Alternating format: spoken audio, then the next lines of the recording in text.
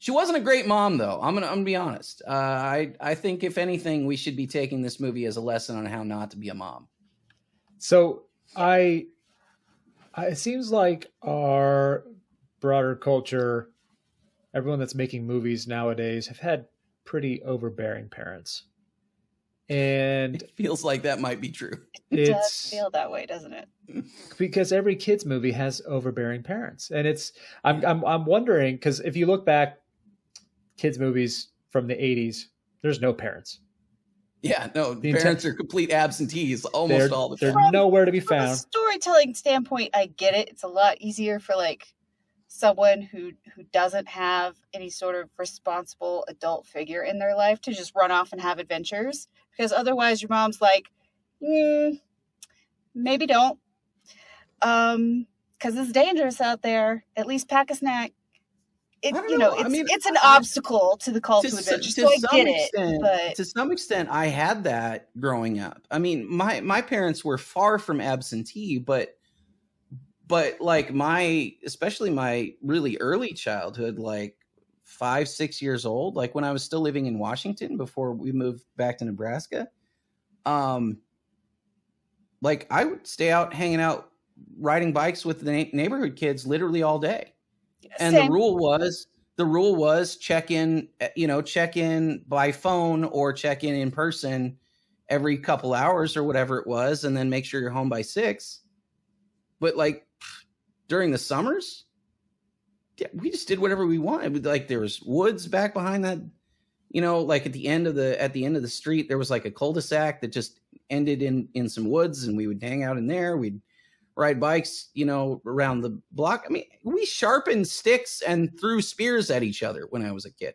Like we didn't have, Yeah, it's kind of sad that the main antagonists in our society and the stories that we tell each other are our parents. It's kind of depressing, honestly. Well, that's also a big controversial thing about the show. There's been some parents groups and like religious groups and stuff that are upset about that, and I think there's also some people who are upset about the menstruation stuff. But like, they're annoyed that it teaches young kids to be disobedient or something like that. I'm like, I think perhaps, that's some folks, of it. You are entirely missing the point of parenting.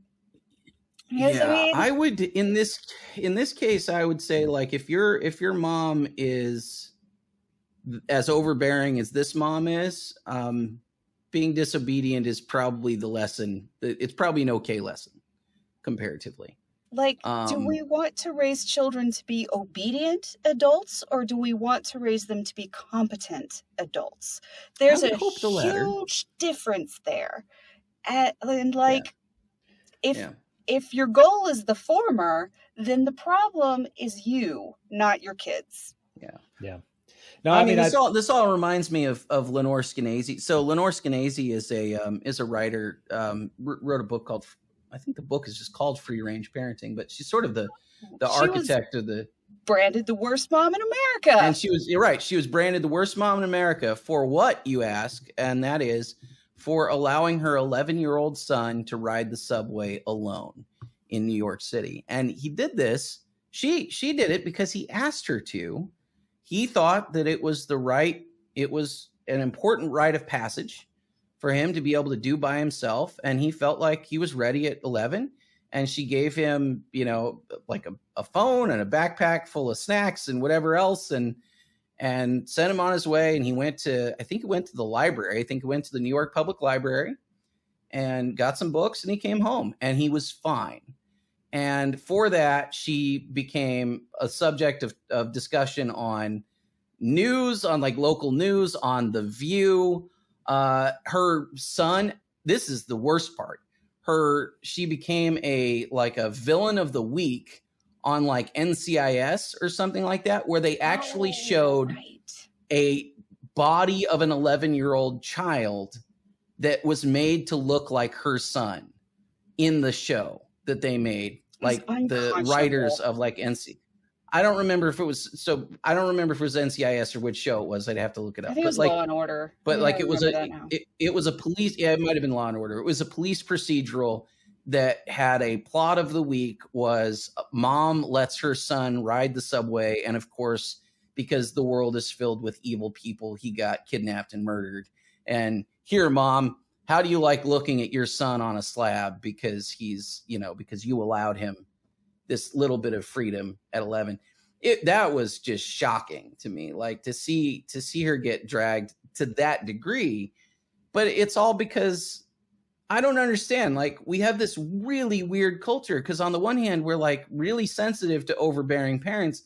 On the other hand, like, we seem to be terrified of allowing parents to do anything else, because you can't let your kids play in the street like, we did when we were growing up, or be their own people.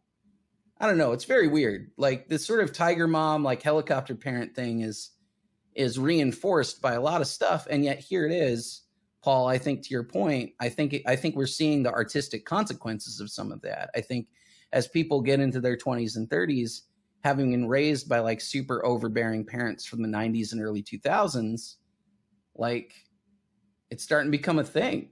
I think it's starting to become a trope in cinema.